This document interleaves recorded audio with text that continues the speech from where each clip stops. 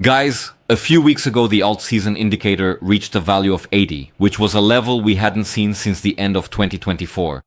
Many investors got excited, others became apprehensive, but the truth is that most people, I think, must have wondered how we can be in an alt season if my altcoins simply aren't growing. Of course, in the meantime, Trump started talking about China tariffs again, the market dropped, it still hasn't recovered much, it's pretty flat, but let's analyze what this is all about the alt season that we're supposedly experiencing.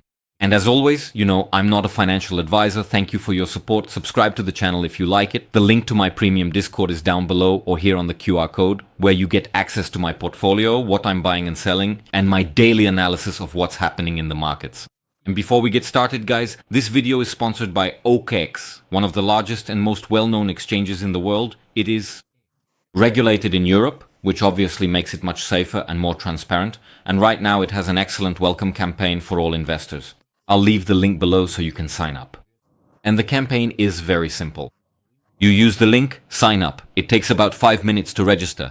Next, you obviously need to transfer money to OKEx to do whatever you want. And if you buy a cryptocurrency, it can be a stablecoin. If you buy cryptocurrency spending more than 200 euros and keep that amount in your portfolio for more than 30 days, you earn 20 euros in Bitcoin. But let's get back to the question. If we're in an alt season, why aren't my altcoins up? The initial answer is that there are actually many indicators that are clearly linked to an alt season, that are clearly connected to the cryptocurrency market, and that we use as a reference, but they are not very reliable indicators. First, because they only measure a part of the market. On the other hand, because these indicators often don't reflect the reality of those who hold lower value cryptocurrencies. But before we move forward with this, first we have to ask, what exactly is an alt season? And the truth is, there isn't a global definition on paper or in a book of what an alt season actually is. Most indicators are based on 3 or 4 factors, 3 or 4 variables which may or may not reach a certain value, and the one that is probably the best known says the following. If the 75 largest altcoins outperform Bitcoin at any point, then we are in an altcoin season. But the truth is, as I mentioned, it's the 75 largest, which means this doesn't really apply to those altcoins much further down, with lower value and lower market capitalization. They aren't included in these indicators.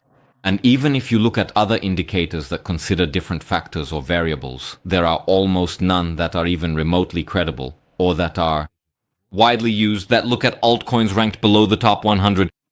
And the truth is, there are tens of thousands of cryptocurrencies right now, but the indicators only look at the top 100. Moreover, getting reliable data on small altcoins with low market capitalization is difficult. Firstly, because many are only available on smaller exchanges, which aren't as transparent. Others are on decentralized platforms. And in these cases, it's common, or at least it can happen fairly often, for price manipulation to occur. And even the more popular indexes, like TradingView's Total 2 and Total 3, at most only look at the top 125 altcoins. And this is the first explanation for why there are so many investors who are quite pessimistic. We're in an alt season, but the lower tier cryptocurrencies aren't growing. And even considering that, despite having some ups and downs here due to geopolitical issues, the truth is that cryptocurrencies have been moving sideways or showing slight growth in recent months. But there is no sign of recovery among the lower tier cryptocurrencies. So pay close attention. Bitcoin dominance measures how much of the cryptocurrency market Bitcoin holds as a percentage compared to all the others combined. But in reality, it's not actually compared to all the others combined. Once again, it's compared to the others.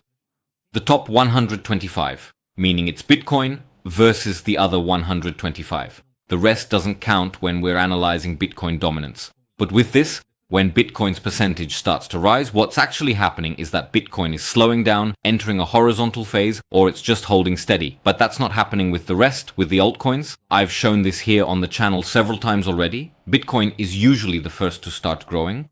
Then, when its growth starts to slow down, that's when Ethereum really begins to grow. Because the money starts flowing from one to the other, and when Ethereum starts to slow down, the other altcoins, the next 30, 40, 50, even 100 altcoins start to skyrocket.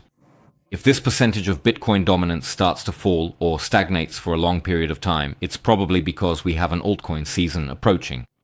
And some of the indicators we've seen in recent weeks, especially before this latest friction between Trump and China, what we had before was exactly that, a slowing Bitcoin. hovering consistently between $110,000 and $120,000, staying around there, while altcoins were starting to rise. So, the variable we use to analyze whether an altcoin season is coming or not had already reached such an interesting value a few weeks ago that, in theory, we were already in an altcoin season. Looking concretely at some historical numbers, when Bitcoin's dominance drops to somewhere between 40% and 50%, that's when the capital transfer I was talking about happens. It leaves Bitcoin and goes to Ethereum, and after Ethereum it moves on to other well-known ones as well, like Solana, Avalanche, SUI, and so on, moving from one to another. And if we look historically at how long this transfer of money takes, and considering the values we were seeing in the variables that analyze the altcoin season, then we should expect a transfer of money to Ethereum and the others around December 2025, January, February 2026, and this process can be delayed or even completely cancelled if we encounter some more geopolitical issues here. Let's take a look at these charts to see how the main cryptocurrencies are doing right now. Guys, looking at Ethereum in a very simple way, what do we see? We see an asset that, if we look at its performance, has gone up 50% in the last 12 months and 10% in the last 3 months. But in the last 30 days and in the last week, it has been going down. Even so, this chart doesn't actually look very steep. When we look at the numbers, we can see that a lot has really happened in the last 12 months. A year ago, Ethereum was at $2,500. It reached $4,000, couldn't break through $4,000, and dropped to $1,500. It went up to $4,800. Its all-time high so far is this $4,749, and now it's at $4,000. So, looking at the past year for Ethereum is clearly positive, but even so, we're still almost 20% below Ethereum's all-time high. If we look, for example, at Solana, which is often considered the Ethereum killer and the one that's going to skyrocket after Ethereum, all those narratives, if we look at the year, we see a slightly different scenario, but also with huge ups and downs. Take a look. It started at 168 12 months ago, went up to 270. It dropped to 106. Just look, from 270 down to 106 is a massive drop. And then it kept climbing up to 240, not quite reaching its all-time high, and now it's dropped back down to 190. BNB is a slightly different case because of everything that supports it as well. But if we look, BNB went up 84% this year, 40% in the last 3 months, and dropped 10% in the past week. There it is, once again, with the whole issue of tariffs with China, but it has remained relatively stable. If we look at Cardano was at 32 or 33 cents a year ago. It reached $1.22, still far, mind you, from its all-time high. And from there, Cardano has always hovered between $1.10 and about 60 cents, more or less, and hasn't moved from that range. As you can see, among these 4 cryptocurrencies I showed you, none of them behaved in a similar way to the others. There isn't even a pattern. There isn't an indicator telling us, okay, they're all following the same path, they're all forming a pattern, so we must be close to some kind of alt season. And as always, guys, I'm showing you this on the OKEX charts, who are sponsoring today's video, for which I'm grateful. Don't forget, I'll leave the link below so you can sign up if you'd like. And also remember that if you register using the link down there, when you transfer money here, if you make a purchase over 200 euros, you'll get 20 euros in Bitcoin if you keep your balance above 200 euros for a full month on OKEX. Okay guys, now that we've seen how things are, we have to ask the question. What needs to happen for us to have an altcoin season? And actually, in very simple terms, we need 2 things. We need investment and we need attention. Attention is usually what comes first, and we can even find it in Google statistics. This attention, most of the time, results in more online searches, more talk in some news outlets, some posts, some analyses outside of that small group that's always talking about cryptocurrencies. When the topic starts to reach other media outlets, all of this begins to get a bit more attention. Only after this. It's only then that attention brings interest, curiosity, and then investment, because it seems like things are going to go well. This is the idea that often gets passed around, and obviously you need to take it easy because things don't always go well. And for example, if we look at the statistics for searches about cryptocurrencies, the truth is that they dropped during the summer months, which is normal, because usually everything related to investments drops a bit in the summer. This time it dropped a little more, but nothing extraordinary. Now we need to see if cryptocurrencies, driven by Bitcoin and Ethereum, start to get the attention needed for us to have an altcoin season. And for that, we need catalysts. We need those fantastic news stories. But there are also some political factors that are very important and that can really help the cryptocurrency market to grow again. And the truth is that the current scenario is favorable. Why? First, tariffs. Even though we now have this friction between the United States and China, the truth is that, in most cases, tariffs have either been postponed or resolved. Tariffs with the European Union, the United Kingdom, and other countries that are also very important to the global economy are more or less settled, including Japan and so on. Now, with China, things still haven't been resolved, but either they're postponed, so we still have a certain amount of uncertainty. But the truth is that there is some faith in the market, some belief that everything will be resolved over time. Because if that belief didn't exist, the stock market would have fallen much more than it actually did. Adding to this, statistically, all geopolitical tensions tend to ease a bit in the winter.